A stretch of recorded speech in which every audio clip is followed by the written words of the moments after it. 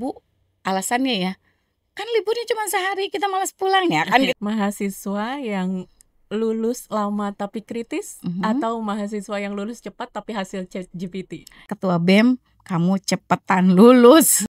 Tapi ya makanya saya suka bilang ke teman mahasiswa, insaf gitu ya.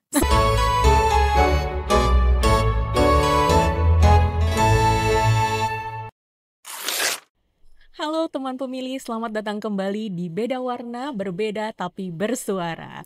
Nah, ini merupakan podcast persembahan dari KPU Kabupaten Karawang untuk teman pemilih semua, khususnya wargi Karawang. Dan saat ini, podcast Beda Warna kembali kedatangan tamu istimewa yang saat ini datangnya dari Universitas Kebanggaannya Wargi Karawang nih. Dari mana lagi kalau bukan dari Universitas Singapura Bangsa Karawang. Oke, kalau gitu langsung saja teman pemilih, please welcome Dr. Maya Sari SSM Hum. Selamat datang Ibu. Terima kasih. Beliau merupakan Dekan FISIP Universitas Singapura Berbangsa Karawang. Iya, betul. Gitu. Ibu Maya Sari, terima kasih Ibu, hatur nuhun. Kita juga terima kasih udah diundang di podcastnya KPU ini, Beda Warna. Beda Warna. Jadi memang judulnya Beda Warna Bu, berbeda tapi bersuara. Betul. Gitu. Bu Maya Sari, terima kasih di tengah-tengah kesibukan Ibu sudah berkenan untuk mampir nih. For your information teman pemilih, kita minta jadwalnya Bu Maya Sari ini hampir sebulan loh. Lagi sibuknya ya. Iya, kebetulan banyak agenda luar dan memang kalau di akhir-akhir tahun kegiatan semua numpuk ya. Jadi makanya aduh ini bisa tapi waktunya cuman sempit, jadi nanti dulu deh ya. Mohon maaf nih ya, baru sekarang bisa. Nggak apa-apa banget, nggak apa-apa banget Ibu, terima kasih banyak. Dan Ibu sekarang nih agenda tadi Ibu bilang agendanya padat. Kira-kira apa sih Ibu kesibukannya saat ini Bu sebagai dekan? Iya, soalnya saya tuh dekan sekaligus ibu rumah tangga, sekaligus juga kan dosen ya. Betul. Otomatis dosennya itu harus. Betul. Kami itu kan harus tetap dengan 12 SKS. Jadi 9 SKS pengajaran. Nah, 3 SKS pengabdian. Hari ini pun nih udah masuk 3 SKS sebetulnya. Dengan datang ke KPU ngobrol bersama ini 3 SKS. Masuknya ke pelajaran apa pengabdian ya Bu? Pengabdian gitu. Ya, semoga terhitung dengan pengabdian aja lah ya, karena ada beberapa poin yang harus kami lengkapi. Ini selaku dosen. Kalau sebagai ibu rumah tangga, otomatis hari Senin ini ya, kebetulan nih kayak di wawancara KPP ini hari Senin ya teman-teman semua. Hari Senin ini itu kan abis libur tuh ya, Sabtu Minggu di rumah kayaknya udah berantakan banget tuh ya. Jadi udah nggak kepegang ya, udah nggak kepegang pagi-pagi otomatis ya. Itu cucian dulu diharapihin ya dan lain-lain gitu ya. Ya kalau itu kadang orang nggak percaya tuh. Kalau misalkan Bu nyuci dulu, iya saya nyuci dulu. Mereka tuh cuman kayak masa sih belum tahu dia. Betul itu saya bilang betul. Cuma saya nggak sanggup nyetrika aja saya bilang gitu. Ya kan sekarang nyuci tinggal masuk mesin cuci. Tapi sambil nunggu cucian saya sapu ngepel. Kebetulan saya nggak punya yang bantu-bantu di rumah. Jadi betul-betul dipegang sendiri. Luar biasa. Tadinya pengen kurus, tapi nggak tahu akhirnya tetap gini-gini juga katanya. Karena habis setrikanya sambil nyemil. Biar olahraga. Biar olahraga. Okay. Ya. Nah, Bu Dekan ini sejak tahun berapa sih Bu jadi pengajar, jadi dosen gitu dia? Iya. Jadi dosen itu dari 2009. Dari 2009 itu masuk ke Unsika itu sebagai dosen luar biasa. Ketika itu kan masih ketika melamar tuh masih dosen luar biasa. Unsika swasta ya. Oh, masih swasta. Masih swasta. Jauh lah sama Unsika yang sekarang udah ramai gitu. 2009 tuh pertama kali berarti prodi ilmu komunikasi berdiri juga. Nah, itu masih mahasiswanya tuh masih sedikit. Terus yang kita masih harus ke sekolah-sekolah buat promoin. Oh, betul. Prodi ini ada, ini gimana gitu. Nah, di 2011 saya diangkat menjadi dosen tetap. Ya, jadi sampai saat ini. Loh, kalau ditanya sebetulnya dulu tuh nggak mau tuh jadi dosen, guru gitu. Kenapa tuh Bu? Latar belakang saya padahal bapak saya guru loh. Saya guru kepala sekolah ya. Udah sampai kepala sekolah. Terus ibu saya memang dulu di asisten apoteker gitu di apotik ya, yang di zaman dulu kan di Karawang cuman ya tit gitu ya, nggak boleh disebut merek ya. Jadi sensor aja lah. Terus kita tuh nggak ada yang kok kayak ke ibu apa sih Keinginan untuk ke dunia untuk pendidikan? dunia pendidikan gitu. Oke. Malah saya bilang, aduh kalau ngajar bisa nggak ya gitu. Itu ada pertanyaan-pertanyaan besar di saya, kalau ngajar bisa nggak ya ngajarin anak orang gini. Karena saya ngelihat kan bapak saya tuh ngajar anak SMA ya. Terus tapi udah gitu, apalagi pas ngeliat aduh ngajar anak SD kayak gini, ngajar anak SMP apalagi gitu. Karena ngalami di fase-fase kita kan, ngalami fase SD, SMP, SMA. Terus di SMA tuh saya bukan anak yang rajin, yang apa sih, yang ngikutin aturan. Jadi ya kalau teman-teman Oh, agak rebel agak ya rahasianya udah kebuka sih, kayaknya semua udah tahu juga. gitu. Kalau masa SMA saya tuh masa-masa yang anak ketika itu yang bolos ya, saya ngalamin bolos gitu ya. Tapi ya makanya saya suka bilang ke teman mahasiswa, insaf gitu ya. Sebelum ya maksudnya kamu mungkin pernah merasakan itu, tapi akhirnya proses pendewasaan kita juga iya kan Kak, nggak ada untungnya. Akhirnya ada lah gitu fase-fase. Tapi pingin merasakan bolos. Yang lucunya bolos dari SMA tuh ke sebelah SMA, taunya sebelah SMA penjaga kantinnya itu kenal sama bapak saya. Aduh, Sampai bilang, sama nah lo banget. anaknya bapak ini. Saya itu kan bolong tuh, pindah lagi saya masuk lagi ke sekolah SMA saya. Aduh apes nih kan saya kalau bolos-bolosan kayak gini ya, gitulah ya. Berarti apa namanya, bukan cita-cita dari kecil Ya, ya Bu ya? bukan. Jadi lebih ke kecemplung ya? ya lebih ke apa, ya akhirnya setelah masuk di 2011 itu, saya ingat sekali waktu itu dekannya Pak Dadang Fahrudin nanya sama saya, "Neng mau serius nggak jadi dosen?" "Serius Pak, kalau serius sok sekolah." Jadi itu di 2010 saya sekolah, 2012 saya selesai sekolah S2. Jadi waktu pas pertama kali jadi dosen saya masih S1. Di 2009 tuh masih S1 dan memang boleh waktu itu masih ada aturan dari kementerian S1 Itu boleh. dosen ya, bukan asisten dosen ya Bu ya? Belum. Jadi dosen boleh di S1. Tapi di 2011 ada aturan yang mengatakan dosen harus S2. Nah itu saya udah di posisi sedang sekolah. Jadi 2012 awal saya udah selesai sekolah S2, jadi aman lah untuk posisi dosen saya. Terus malah suami yang nanya, ini betah gitu, maksudnya mau gitu ya, beneran serius mau jadi dosen kata suami kita gitu. Di setelah lulus dengan 2012 lulus, iya betah bener mau, ya udah kalau gitu lanjut aja. Malah suami nyuruh langsung lanjut S3. Jadi saya tuh 2014 lanjut S3. 2014 selesai di 2017. Jadi mulai karirnya itu di 2017 kesini nih yang mulai kerasa serius ya. Karena kemarin sempat kabur-kaburan, dalam arti waktu S2 selesai jadi kuliah S2 tuh sempat kan karena Unsika tuh masih baru, jadi kurang orang, langsung mau ditarik tuh kan saya jadiin prodi lah gitu ketika itu, jadiin pejabat lah di kampus. Saya bilang gini sama pimpinan ketika itu, mohon maaf kalau diizinkan saya sekolah lagi, jadi saya tidak ngambil jabatan ini, saya bilang gitu. Karena memang dua pilihan ketika itu, mau sekolah atau ngambil jabatan.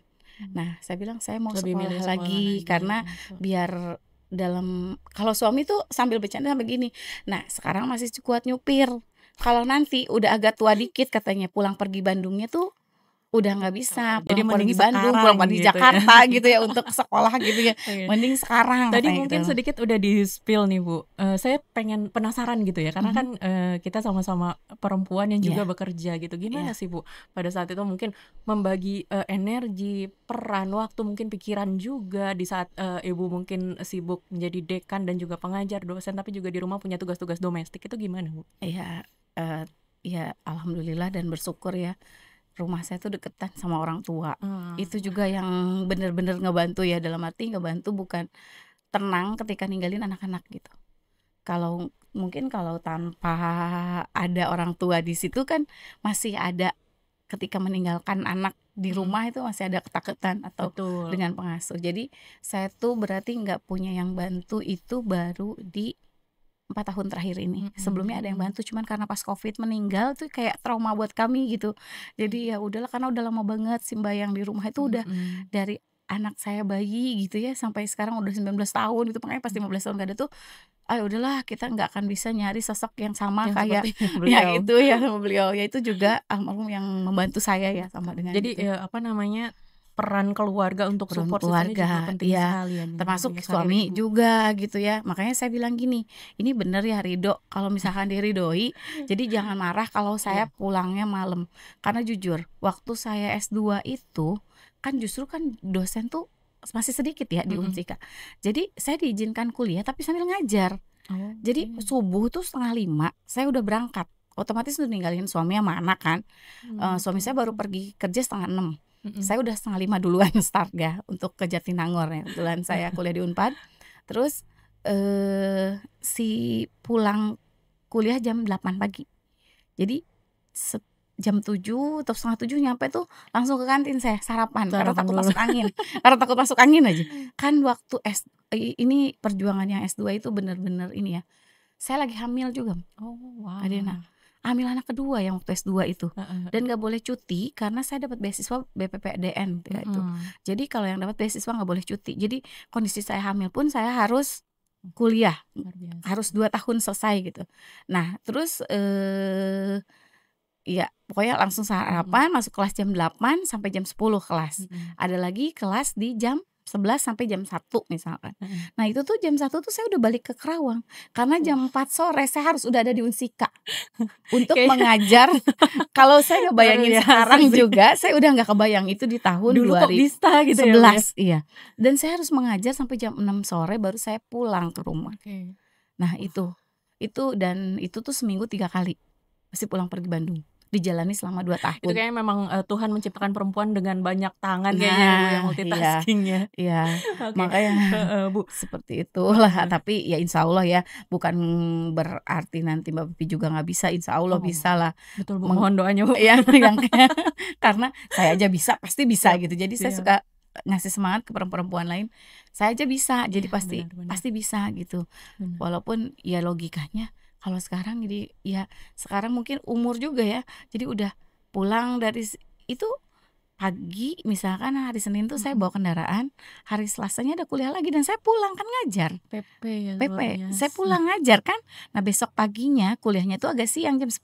Tapi tetap saya perginya subuh karena kalau agak siang kan Macet dan macet. sebagainya. Nah itu perginya nyampainya tetap jam 7 kan. Nah itu bisa-bisanya saya ke perpustakaan kan. Rajin banget kan gitu ya, rajin banget ke perpustakaan dulu sambil nunggu Karena mungkin perkuliahan. motivasinya tinggi juga Ibu ya pada Iya. saat itu. Dan Nah, boleh tahu nggak Bu dulu nih pada saat kan Bu Mayasari kan 2009 jadi Iya. dosen, tapi kan sebelumnya pernah lah menjadi seorang mahasiswa. Iya. Nah, pada saat menjadi mahasiswa Bu Maya tuh tipe yang kayak gimana sih? Apakah si mahasiswa aktif atau si mahasiswa kupu-kupu kuliah pulang nih kayak saya? Enggak, kalau pas jadi mahasiswa kebetulan saya dari SMA emang banyak geng gitu ya. Gengnya dalam arti positif ya. Jadi banyak teman-teman ya. Tapi teman-teman saya tuh campur gitu. Jadi saya tuh aneh, bisa temenan sama yang baik banget sama yang nakal banget. Jadi sama ketika kuliah pun begitu. Satu kelas itu saya temenan sama yang baik-baik di kelas. Keluar kelas saya main sama yang gaul, temen nongkrong temen nih, ya. nongkrong. Jadi makanya kalau udah tapi saya punya tanggung jawab. Orang tua saya ngasih saya tanggung jawab. Jadi ini pun saya tanamkan ke anak saya. Mama nggak pernah ngelarang kamu gimana-gimana. Kebetulan anak saya sekarang yang pertama kan udah kuliah nih semester 3 sama di Bandung juga. Jadi mama nggak pernah ngelarang kamu gimana-gimana, tapi jaga kepercayaan Ibu mama. di Unpad ya? Ya, saya di Unpad. Sampai S3 di Sampai Unpad. S3 di Universitas Pajajaran, iya. Nah itu main di luar tuh untuk gaul itu jadi tahu gitu. Dan mohon maaf ya kebetulan aja teman kosan saya tuh anaknya profesor apa gitu. Jadi peluang-peluang beasiswa tuh tahu. Oh, jadi ada kedekatan Ada, ya yang membuat gitu. Ibu juga Jadi memanfaatkan itu. peluang-peluang itu. Oke. Tapi bukan berarti tidak main ke nonton konser musik, ikut nonton gitu. Dan itu kan pulang pagi tuh. Nah, yang tapi besoknya saya nggak tidur, tetap kuliah. Di jam 7 pagi saya kuliah waktu S1 ya. Jadi tetap rajin tapi nggak kuper-kuper banget Enggak, lah ya. gitu enggak. Bayangkan Jatinangor Bandung ketika itu kan susah kendaraan. Enggak ada grab-graban. Jadi ya numpang mobil temen. Kalau angkot juga kan dibatasi sampai jam 9 malam. Oh iya. Tahun itu. Saya kuliah itu tahun 97. Aduh, 97. Udah lahir belum Kak Ya Vivi? aku Belum kan? SD Bu. SD. Iya, ya gitulah gitu. Nah, Bu Maya, nih Bu Maya sebagai seorang dosen dan juga seorang dekan nih, gimana sih sebetulnya pandangan Ibu ya terhadap wajah pendidikan tinggi? Khususnya mungkin di Kabupaten Karawang atau secara umum di Indonesia. Menurut pandangan Ibu gimana? Ya, sebetulnya semuanya sudah sesuai dengan aturan dari kementeriannya ya. Jadi mereka mengikuti sekarang aturan dengan pola-pola yang sudah diberikan. Jadi baik di negeri, swasta, sebetulnya sama aja capaian yang ingin dicapainya. Hanya bagaimana cara orang-orangnya dalam praktek pengajaran kepada mahasiswa, pendekatan-pendekatannya. Sebetulnya dari kurikulum kan kita sama gitu. Kurikulum yang menentukan memang kita gitu. Tapi kadang-kadang kampus swasta dengan kampus negeri ada persamaan kurikulum. Tapi kenapa yang dipercayakan tiba-tiba kampus negeri gitu kan? Ini mungkin karena faktor-faktor orang-orang yang di dalamnya, yaitu yang harus kita mempunyai kepercayaan kepada orang-orang yang ada dengan yang kerjasama dengan kita, yang jadi bagian dari kita ya, seperti itu mungkin. Oke. Nah, Ya. kalau misalkan Ibu sendiri nih ngelihat peran kampus ya, khususnya FISIP. Gimana sih Bu peran kampus khususnya FISIP ini dalam meningkatkan kesadaran demokrasi, pentingnya demokrasi di kalangan mahasiswa begitu? Saat ini mungkin contoh baru aja ya kemarin LDKM FISIP itu jadi temanya teman-teman itu lebih ke tentang demokrasi, gimana peran demokrasi, bagaimana peran politik memengaruhi pola pikir dan menjadikan mahasiswa ini sebagai pemimpin yang berintegritas. Jadi beberapa kegiatan kemahasiswaan yang saya lihat mahasiswa tuh udah ada kepedulian. Nah, udah ada kepedulian. Dan memang balik lagi ya, di aturan kementerian kan ada beberapa kegiatan kemahasiswaan yang wajib harus ada, dan yang ini boleh ada dan enggak. Dan LDKM ini kenapa saya sampai rela-rela juga bikin iklan gitu buat mahasiswa BEM, katanya ibu mah sama BEM yang sekarang deket, sempet bilang gitu ya. Padahal enggak, karena saya tahu ini tuh program wajib dari kementerian, dan memang kita harus mahasiswa itu harus diasah jangan sampai nggak peduli gitu. Justru harus peduli dengan apalagi minimal rumahnya dulu, FISIP-nya dulu kan gitu. Isunya dekat sekali Bu dengan demokrasi. Dengan demokrasi. Ya. Makanya kalau ada demo di Karawang, yang saya WA ketua BEM duluan. Gimana posisinya? Ternyata bener aja udah pegang-pegang bendera. Udah di depan. Udah paling depan. Aman. Ya, saya kan tidak bisa melarang karena di kami pun ada mata kuliahnya. Jadi mau tidak mau memang mereka sedang mempraktekkan perkuliahan mereka gitu ya. Hanya saja mungkin dengan cara yang seperti apa. Saya bilang awas ya, jangan anarkis dan tetap ingat ini. Terus kadang yang suka terbawa arus itu yang mahasiswa yang belum tahu apa-apanya gitu, yang baru anak baru jangan diajak dong, saya bilang. Karena kenapa saya katakan demikian? Mereka belum dapat mata kuliahnya. Nanti yang ada disogok sama orang, maksudnya disodok sama api yang ini, kebakar gitulah. Jadi ya harus tetap ini, bukan saya juga mengaminkan mereka demo. Kalian kan harusnya bisa dengan cara tidak demo misalkan, seperti apa. Termasuk ke saya juga ya. Jadi kan mahasiswa tuh kadang-kadang, Bu izin menghadap gitu kan, izin menghadap. Mau bicara gini-gini. Ya udah, saya tanya mau apa, gimana? Mau ada kegiatan ini gini-gini. Terus bukan nggak dikritik ya, saya tuh banyak juga kritikan ya. Soalnya kadang-kadang masalah AC panas di ruangan perkuliahan ya gitu. Sampai yang hal-hal gitu, itu ya. Kritikannya terus kan karena memengaruhi pembelajaran katanya. Tapi kan ya ini saya kasih pengertian. Kalau servis gitu itu bagian dari kami, tapi ketika penggantian kita tuh nggak bisa sembarangan langsung mengganti kalau tidak ada di perencanaan ya. Jadi sampai mereka pun akhirnya tahu, oh perencanaannya harus gini ya. Jadi saya tuh terbuka gitu. Jadi lebih terbuka ke teman-teman gitu untuk masalah-masalah seperti itu. Bu Maya, menurut Ibu nih apa sih Bu kontribusi nyata gitu ya dari kampus yang sudah mungkin dilakukan atau mungkin yang akan dilakukan gitu terkait dengan peningkatan partisipasi masyarakat gitu, karena kita tahu kan bahwa partisipasi masyarakat ini cukup penting begitu Bu dalam pemilu dan juga pilkada. Iya, sebetulnya di tahun 2024-2025 kami juga beberapa kali mengundang narasumber yang termasuk dari KPU, Bawaslu, bahkan dari DKPP sendiri. Oke. Ya, untuk masuk di beberapa mata kuliah. Kan Oh, ada mata oke. kuliah sistem kepartaian dan Iya, demokrasi, betul betul. ada mata kuliah politik, komunikasi dan Sempat mengundang macam-macam. ketua KPU juga waktu itu Iya ya? iya, sempet ya Wih, itu untuk mereka tuh lebih akhirnya mereka tahu gitu, betul. nih KPU tuh tugasnya apa, ininya gimana, terus di Bawaslu tuh gimana, di ini Mhm. seperti apa. Bahkan ada mata kuliah tertentu mereka pernah mengundang, politisi-politisi. Oh, Jadi oke. malah itu di MK, saya lupa ya MK-nya di Anak Ilmu Pemerintahan, Putri Komarudin hadir. Terus Kang Pipik kalau nggak salah hadir juga. Jadi Mhm. beberapa politisi-politisi Karawang itu hadir di kelas gitu. Dan itu yang akhirnya mereka, oh ya ternyata Bu ini gini ya, ini gini ya. Iya. Oh, pola pikirnya ke sini ya. Jadi mereka belajar Iya, langsung dari orang-orangnya gitu ya, Bu, iya ya? kalian kan jangan makanya harus mengenal seseorang. Saya Betul. bilang jangan kata orang sih ini gini gitu. Kan nggak Mhm. gitu. Nah, sekarang kalian datangkan sendiri gitu. Betul. Dan itu ya akhirnya itu cara kami untuk mahasiswa tuh lebih aware gitulah dengan kondisi bahwa kita tuh harus gitu, harus lebih mau gitu kan, jangan sampai golput dong, saya gitu kan, sampai ke situ kan. Kan Diharapkan dengan, mereka mengetahui lalu mereka sadar bahwa penting gitu ya, Bu, ya, ya, berpartisipasi dalam ya pemilu. betul. Karena Mhm. eh, mungkin awal-awal, ah Bu, alasannya ya kan liburnya cuma sehari kita malas pulang ya kan gitu Oh, ya, betul. karena kan di sini ada yang ngekos ya orang Iya. Bekasi, orang Karawang. Kata saya bilang gitu, besok pertemuan saya sampai gini loh, pertemuan besoknya habis pemilu tuh yang dianggap hadir yang ada Oh, tandanya. biru.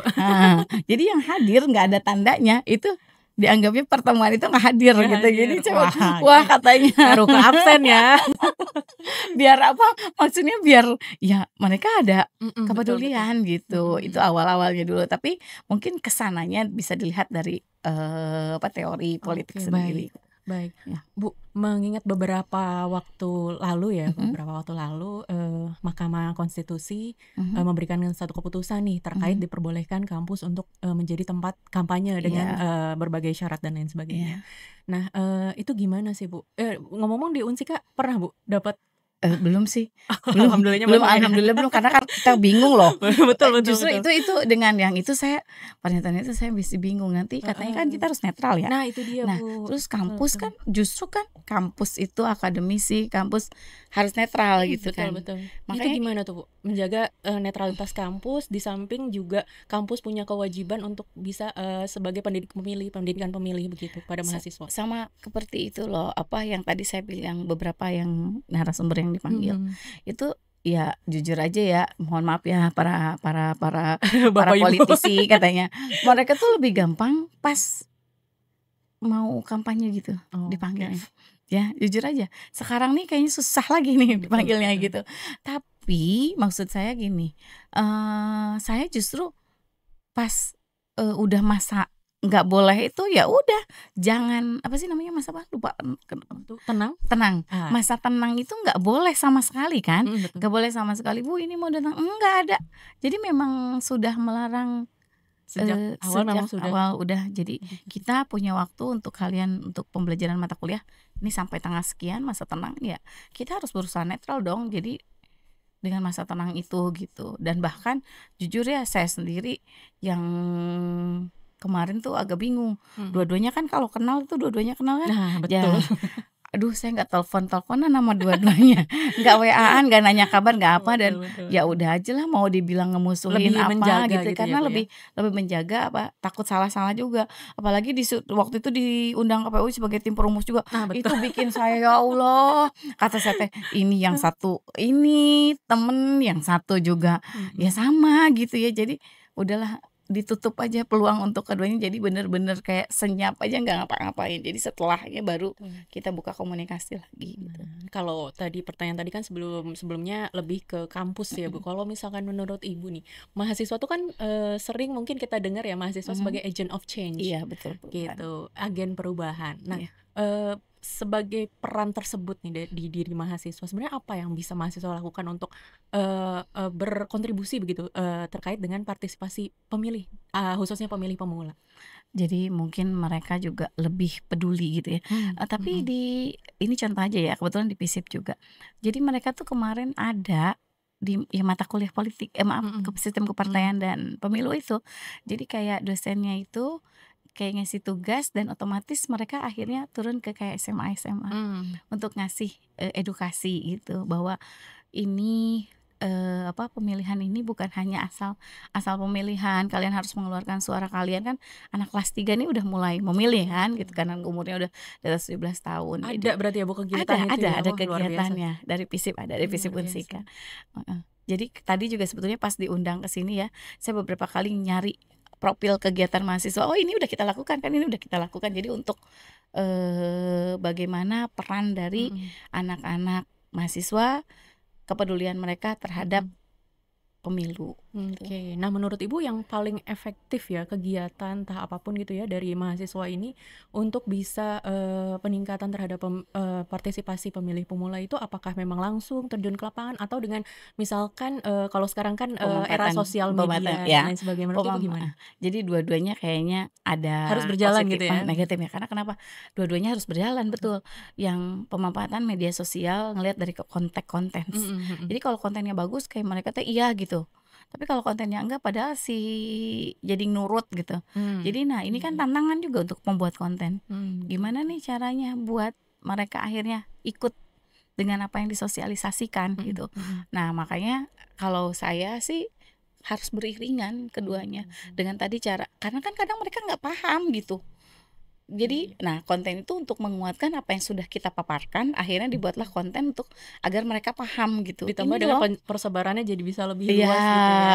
kan penyebaran konten tuh, aduh, jarimu harimaumu tuh betul-betul kan. Nah, Oke, iya, Bu seperti Maya itu. menurut Ibu nih, apa sih Bu, sinergi yang bisa dilakukan oleh KPU sebagai penyelenggara pemilu atau pilkada dengan misalkan organisasi mahasiswa atau Mhm. dengan kampus juga yang bisa kita, sama-sama lakukan gitu Bu, untuk bisa memberikan pendidikan politik begitu bagi masyarakat? Nah, makanya saya tuh, kalau berkenan gitu ya, Mmm, jadi mhm, memang di mata kuliah kami itu di mhm. beberapa mata kuliah tetap akan memanggil gitu. Ah, Jadi iya. lebih ke praktisi yang mengatakan gitu, Mhm, jangan hanya teorinya saja. mhm mhm. Kami para dosen tuh kadang kan tahu teori tapi kan di lapangan Betul. praktiknya enggak gitu. Jadi makanya, mungkin kita bisa kolaborasi juga dalam kegiatan-kegiatan kemahasiswaan yang lain. Selain Mmm, itu yang sudah kita lakukan itu tetap terus konten. Apa lebih, tidak terhenti di situ gitu, lebih betul. ayo terus-terusanlah Dikembangkan gitu ya. dikembangkan, jangan hanya terhenti di situ. Jadi di semester ini sudah, semester depan ada mata kuliah ini lagi, jadi jangan bosen kalau sama pihak KPU pun Iya, dipanggil gitu ke siap siap. kami gitu kan, karena harus memberikan edukasi yang tadi ada beberapa aturan baru yang mungkin akhirnya di kami belum sampai Oh gitu iya, kan, betul. tapi di sini kan udah tahu gitu, udah ada Oh, nih aturan yang ini. Nah disosialisasikan di kami gitu, di oke. Menarik. kampus gitu. Jadi seperti Siap. itu, ya. Siap. Nah, itu tadi kan kita pertanyaan-pertanyaannya yang agak serius ya, Iya, agak serius terkait kampus, terkait mahasiswa, dan juga terkait dengan, demokrasi atau iya, pemilu dan iya, pilkada. Nah, kalau sekarang nih mungkin di sesi-sesi terakhir ini iya, mungkin, Bu Maya, saya mau ada beberapa pertanyaan cepat nih Bu Maya. iya. Kira-kira Jadi deg-degan misalkan dibilang waduh pertanyaan cepat nih katanya. boleh ya Bu ya?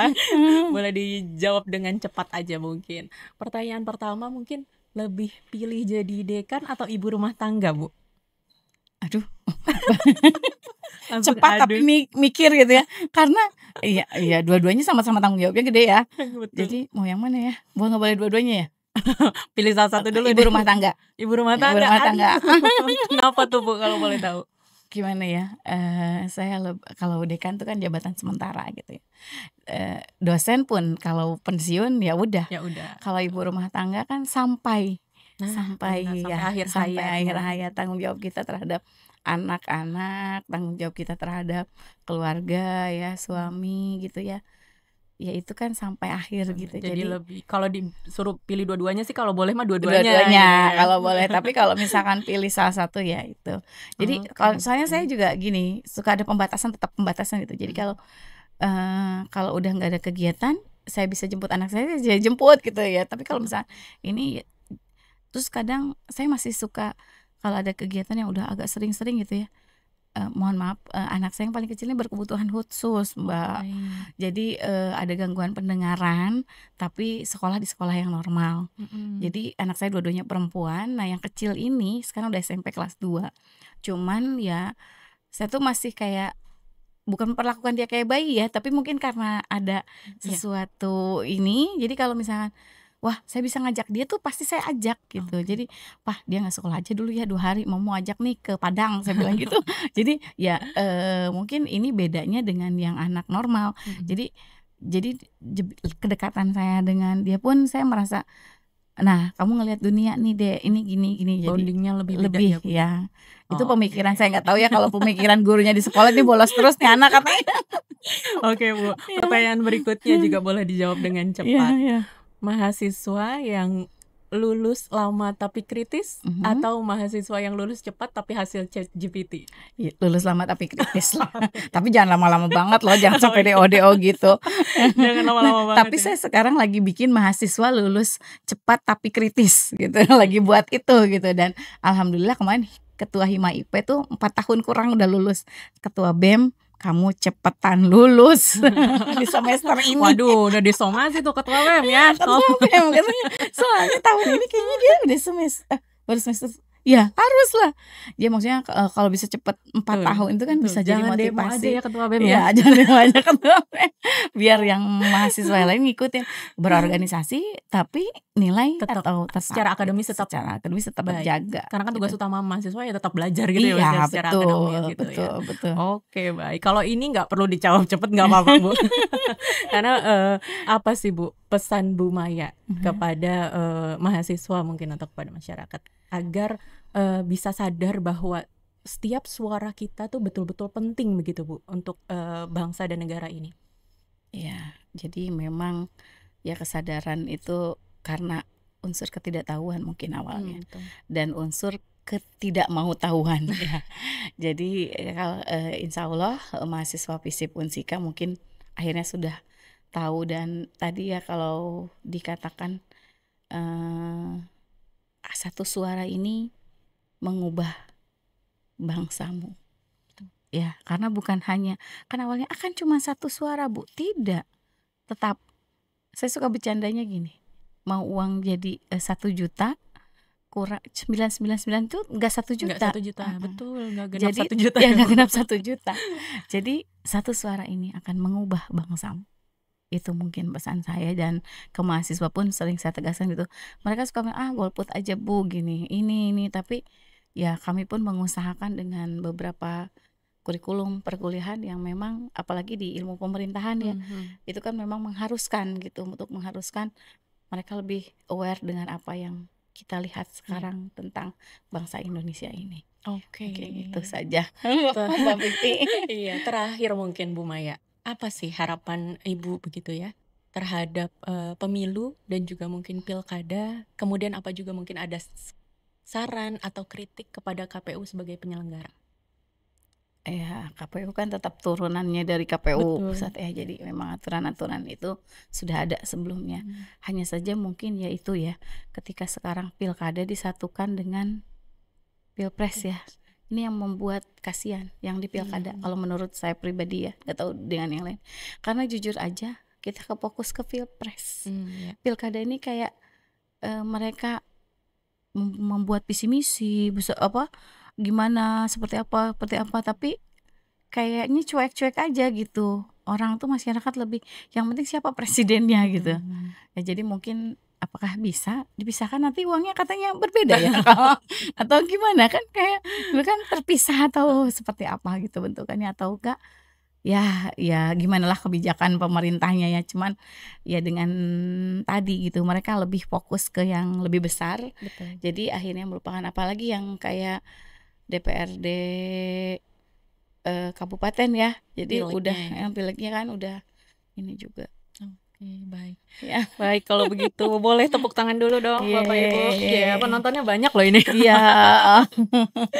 Oke, Ibu Dr. Mayasari SSM Hum Dekan FISIP Universitas Singapura Bahasa Karawang. Iya. Hatur nuhun sekali Ibu. Iya, Terima sama-sama. kasih. Iya, sama-sama Sudah sudah ngobrol-ngobrol. diundang di Beda Beda Warna.